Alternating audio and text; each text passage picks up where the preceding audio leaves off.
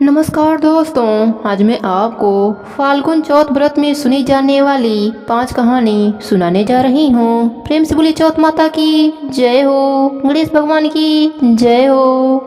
पार्वती जी पूछती हैं कि हे गजानन, फाल्गुन कृष्ण चतुर्थी को गणेश जी की पूजा कैसे करना चाहिए? इस महीने में किस नाम से पूजन होता है और आहार में क्या ग्रहण करना चाहिए? गणेश जी ने कहा, हे माता, फाल्गुन चतुर्थी को हेरम्ब नाम से गणेश जी की पूजा करनी चाहिए। पूजा का विधान पूर्वोक्त रूप से है। इस दिन खीर में कनेर का फूल मिलाकर गूलबास की लकड़ी से हवन करना चाहिए। विद्वानों का मत है कि आहार में घी और चीनी लें। इससे संबंधित एक पूर्वकालीन इतिहास सुनाता हूँ। युधिष्ठिर के प्रश्न के उत्तर में जैसा श्री कृष्ण जी ने कहा था उसे मैं सुनाता हूँ। श्री कृष्ण जी ने कहा, प्राचीन काल में युवनाश्व नामक एक राजा हुए थे। वे धर्मात्मा, उदार, दाता, देवताओं एवं ब्राह्मणों के पूजक थे। उस राजा के राज्य में विष्णु शर्मा नामक एक तपस्वी ब्राह्मण रहते थे। वे वेदवेत्ता एवं धर्मशास्त्रज्ञ थे। उनके 7 पुत्र हुए जो सभी धन्य धन से समृद्ध थे, परंतु पारंपरिक कलह के कारण सब अलग होकर रहने लगे। विष्णु शर्मा प्रत्येक पुत्रों के घर में क्रमशः एक एक दिन भोजन करते थे। बहुत दिन बीतने के बाद वे बूढ़े होकर कमजोर हो गए।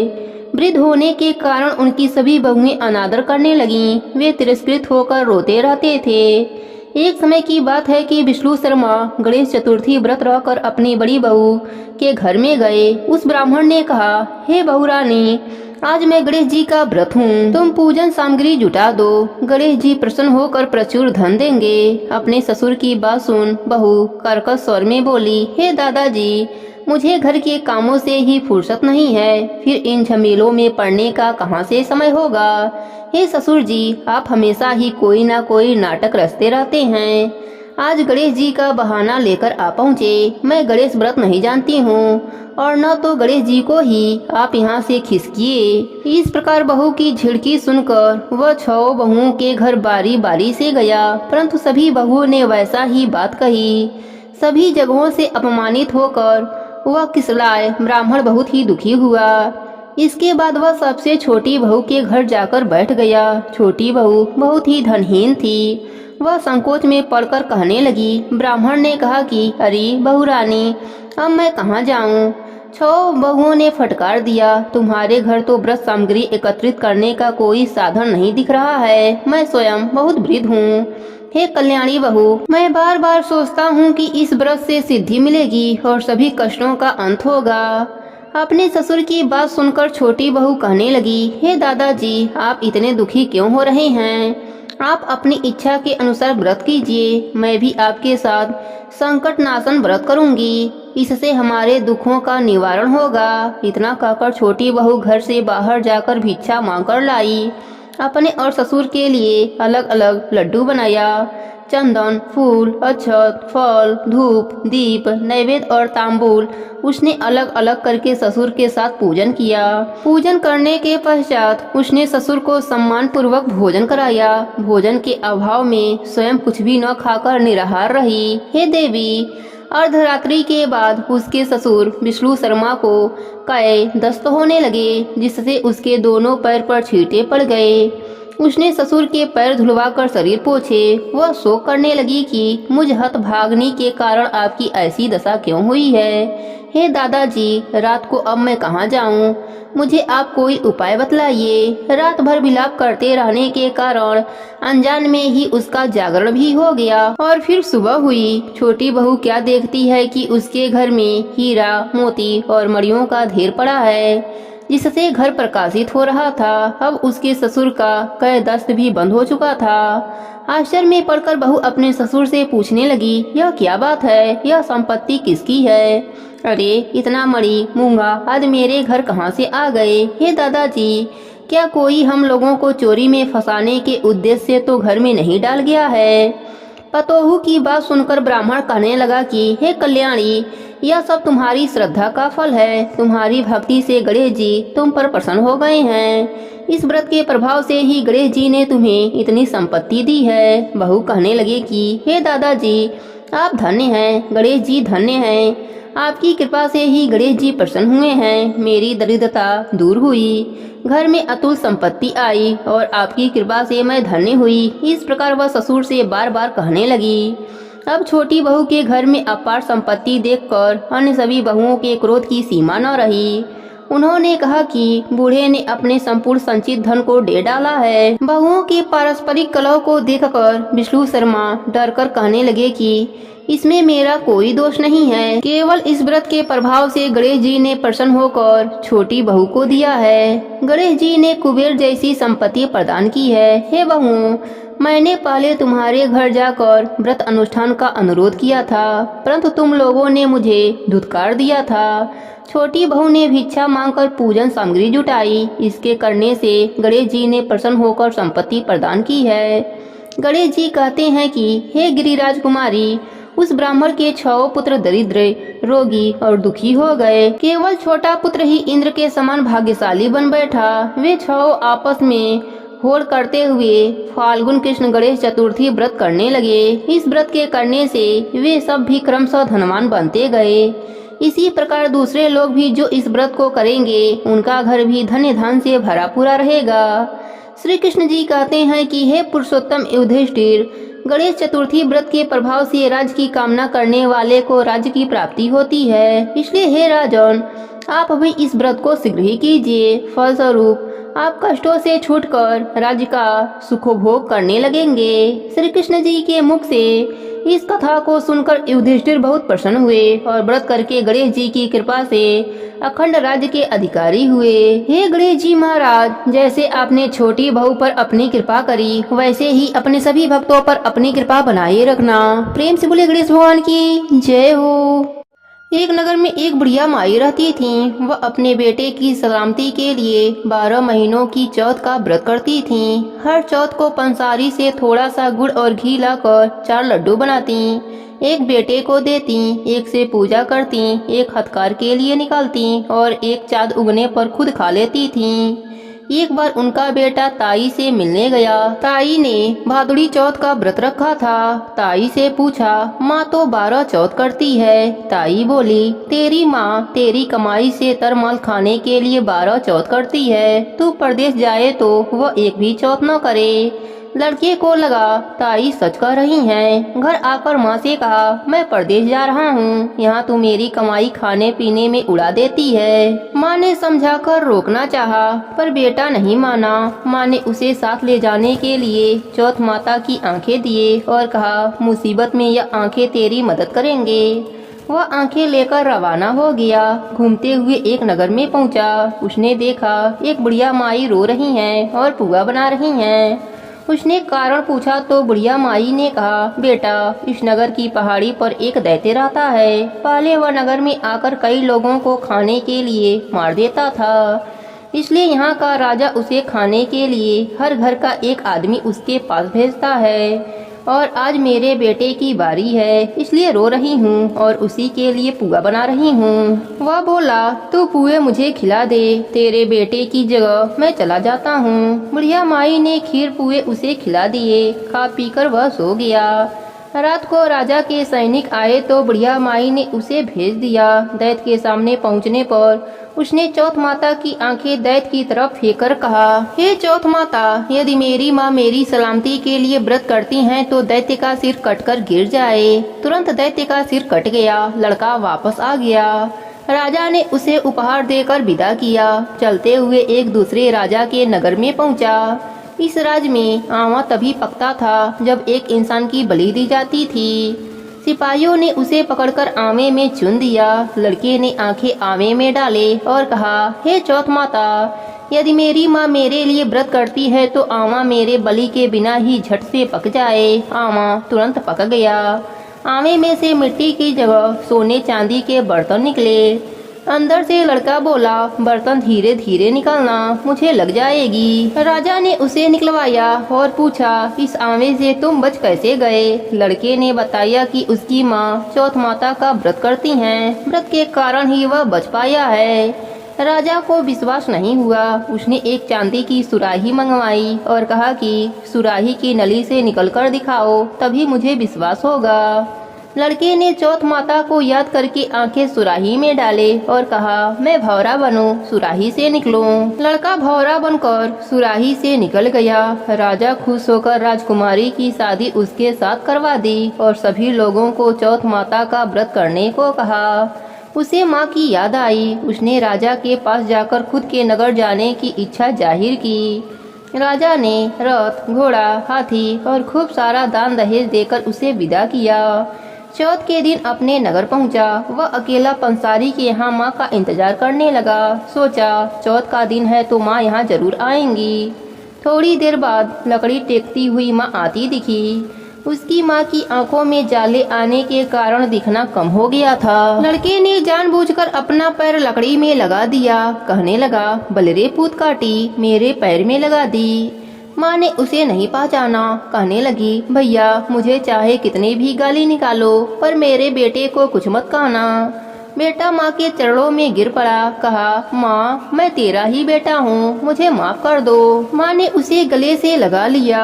नगर के लोगों ने विश्वास नहीं किया कि वह उसी का बेटा है। बुढ़िया माई ने चौथ माता को याद करके कहा, हे चौथ माता, यदि मैंने अपने बेटे के लिए व्रत किया हो तो मेरे स्तन से दूध भर जाए और उसकी धार मेरे बेटे के मुंह में गिरे। माँ के स्तन से दूध की धार निकलकर बेटे के मुंह में गिरने लगी। लोग चौथ माता की जयकारा लगाने लगे। उस नगर के सभी लोग चौथ माता का व्रत करने लगे। हे चौथ माता, जैसे आपने बुढ़िया माई और उसके बेटे की सहायता करी वैसे ही हमारी भी करना। अपने सभी भक्तों पर अपनी कृपा बनाए रखना। प्रेम से बोली चौथ माता की जय हो। गणेश भगवान की जय हो। एक सेठ सेठानी थे। उनका एक बेटा और बहू थे। बहू सबको भोजन करा के फिर स्वयं भोजन करती थी। एक पड़ोसन ऐसी भी थी जो रोज बहू से पूछती कि बहू आज क्या बनाया खाया है। बहू कहती, ठंडो बासी। एक दिन उसके पति ने ऐसा सुनकर विचार किया कि आज तो पकवान बनाया जाए, फिर देखें कि मेरी पत्नी क्या कहती है। उसने तरह तरह के पकवान बनवाए और घर के सभी लोगों ने एक साथ बैठकर भोजन किया। आज भी पड़ोसन ने पूछा तो बहू ने कहा, ठंडो बासी। सेठ के लड़के ने सोचा, हो ना हो कोई बात अवश्य है जिससे कि मेरी पत्नी ऐसा कहती है। उसने पत्नी से पूछा कि तुम रोज ठंडो बासी खाया ऐसा क्यों कहती हो, जबकि हम सब ने एक साथ बैठकर कई तरह के पकवान खाए। उसकी पत्नी बोली, आपने जो खाया वह बाप बूढ़ों की कमाई है। जिस दिन आप कमा कर लाओगे उस दिन मैं समझूंगी कि ताजा भोजन कर रहे हैं। अब एक दिन लड़के ने माँ से कहा, मैं बड़े शहर में कमाई करने जा रहा हूँ। माँ बोली, बेटा अपने पास इतना धन है कि खाया नहीं छूटेगा। माँ के मना करने पर भी बेटे ने स्वयं कमाने का दृढ़ निश्चय कर लिया और जाते समय पत्नी से कहा कि जब तक मैं कमाकर बहुत सा धन लेकर न आ जाऊं तुम चूल्हे की आग बुझने मत देना। एक दिन चूल्हे की आग बुझ गई तो वह मन ही मन घबराने लगी, कहीं मेरे पति पर संकट तो न आन पड़ा। पत्नी जल्दी से पड़ोस में से आंच लाकर चूल्हे में रख दूं, ऐसा विचार करके पड़ोस में गई। वहां पड़ोसन ने कहा, थोड़ी देर में आकर ले जाना। बहू ने पड़ोसन से पूछा, आप यह व्रत क्यों करती हैं, इससे क्या मिलता है। पड़ोसन ने कहा, चौथ माता के इस व्रत को करने से अन्य लक्ष्मी मिले और सभी मनोकामना पूरी हो जाती है। अब बहू भी चौथ माता का व्रत करने लगी। दीवार पर चौथ माता बनाई। उस दिन घी गुड़ का चूरमा बनाकर रात्रि को चंद्रमा को अर्घ देकर भोजन करती थी।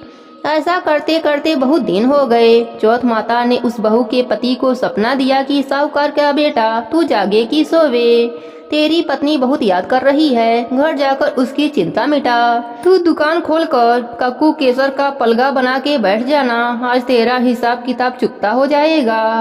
अब तो चौथ माता ने जैसा कहा था वैसा ही हुआ। उसने घर जाने की तैयारी की और गाड़ी भर के धन दौलत लेकर चल दिया। रास्ते में एक बड़ा सा काला नाग फन फैलाए बैठ गया और कहने लगा, आज मैं तुझे डसूंगा, छोड़ूंगा नहीं, आज तेरी आयु पूरी हो गई है। सेठ के लड़के ने कहा, आज चौथ माता ने मुझे सपना दिया तो मैं पत्नी से मिलने घर जा रहा हूँ। वहाँ मेरी पत्नी बहुत चिंता कर रही है, मैं उससे मिलकर जरूर आऊँगा, तब तुम मुझे डस लेना। नाग ने कहा, तुम शपथ पूर्वक कहकर जाओ तो मैं तुम्हें जाने दूंगा, परंतु लौटकर नहीं आए तो तुम्हारे घर आकर मैं तुम्हें डस लूंगा। इस प्रकार सर्प को वचन देकर वह अपने घर पहुंचा। वहां सभी से हंसी खुशी से मिला और भोजन करने उदास होकर बैठ गया। उसकी पत्नी उदास होने का कारण पूछा तो पति ने काले नाग वाली बात बताते हुए कहा, यदि मैं उसके पास नहीं जाऊंगा तो वह घर आकर ही मुझे डस लेगा। पत्नी बहुत ही चतुर थी। उसने कहा कि आप घबराओ मत, सो जाओ, मैं एक उपाय करती हूँ। पत्नी ने कमरे की 7 पेढ़ी धोई। पहली पेढ़ी पर रेत, दूसरी पर इत्र, तीसरी पर गुलाल फूल, चौथी पर कक्कू केसर, 5वीं पर लड्डू पेड़ा, 6वीं पर गादी गलीचा और 7वीं पेढ़ी पर दूध का कटोरा भरकर रख दिया। इस प्रकार वह 7 ही पेढ़ी सजाकर बैठ गई। आधी रात होते ही नाग आकर पेढ़ी चढ़ने लगा। पहली पेढ़ी पर रेत में लौट गया और कहने लगा कि सेठ की बहू तो आराम बहुत दिया है, पर बचनों से बंधा हूँ, सो डसूंगा अवश्य ही। इसी प्रकार 7 पेढ़ियों पर नाग आराम करता हुआ और कहता हुआ कि डसूंगा जरूर कमरे में जाने ही वाला था कि चौथ माता ने विचार किया कि मैं इसे नहीं बचाऊंगी तो संसार में धर्म कर्म और व्रत पूजन को कौन मानेगा। अब गणेश जी, चंद्रमा जी और चौथ माता ने उसे बचाने का विचार बनाया। चंद्रमा जी उजाला किए, चौथ माता ढाल बने और गणेश जी ने तलवार लेकर नाग को मार दिया और ढाल से ढक दिया।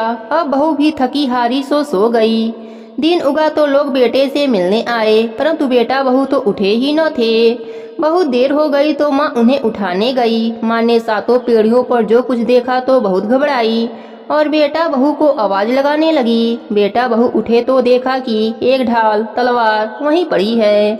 अब ढाल उठाई तो वहीं काला नाग मरा हुआ पड़ा है। बेटा बहू ने सोचा कि आज तो धर्म कर्म ही आड़े आए, जो भगवान गणेश जी और चौथ माता ने अपनी रक्षा करी। हे चौथ माता, जैसे आपने सेठ के बेटे की रक्षा करी वैसे ही अपने सभी भक्तों पर अपनी कृपा बनाए रखना। कहानी अधूरी हो तो पूरी करना, पूरी हो तो मान रखना। प्रेम से बोली चौथ माता की जय हो, गणेश भगवान की जय हो। प्राचीन समय की बात है। एक गांव में एक सास बहू रहती थी। उनका बेटा विदेश में नौकरी करने गया था। सास बहू को लाड से रखती थी। एक दिन सास किसी काम से गांव जाने लगी तो बहू से बोली कि बहू, चूल्हे की आंच बुझने मत देना। और सास गांव चली गई। चूल्हे की आग बुझ गई। बहू डर के मारे पड़ोस में आंच लेने गई तो पड़ोसन कहानी सुन रही थी। बहू देखकर बोली कि आप क्या कर रही हो। तब औरतें बोली कि हम चौथ माता की कहानी सुन रहे हैं। तब बहू बोली, इससे क्या होता है। तब औरतें बोली कि चौथ माता अन्य धन, लक्ष्मी, बेटा, पोता सब देती हैं। पति परदेश गया वापस आ जाता है, तू भी किया कर। बहू बोली, मैं कैसे करूं, मेरी सास 3 टाइम रोटी देती हैं। औरतें बोली कि एक टाइम का रोटी गाय के बछड़े को दे दिया कर, दूसरे टाइम की उठाने में गाड़ दिया कर, तीसरे टाइम के अपने लिए रख लिया कर और चूरमा बनाकर चांद देखकर चौथ माता को भोग लगाकर चांद को अर्घ देकर खा लिया कर। बहू बोली, ठीक है। ऐसा कहकर बहू चली गई। अगले माह में चौथ का व्रत आया तो उसने वैसा ही व्रत किया।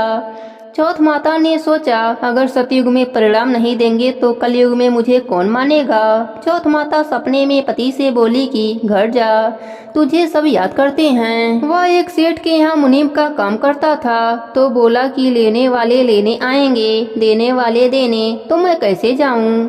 चौथ माता ने कहा, कल घी का दीपक जलाकर बैठ जाना, देने वाले दे जाएंगे और लेने वाले ले जाएंगे। पति ने ठीक वैसा ही किया और सेठ से हिसाब करके घर आने लगा। रास्ते में एक सांप मिला। बोला, मैं तुझे खाऊंगा। उसने कहा, मैं अपने घर वालों से मिल लूं, फिर तुम मुझे खा लेना। वह घर आ गया। पत्नी ने दरवाजा खोला पर वह किसी से कुछ नहीं बोला। वह जाकर सो गया। उस दिन चौथ का व्रत का दिन था। पत्नी ने व्रत किया था।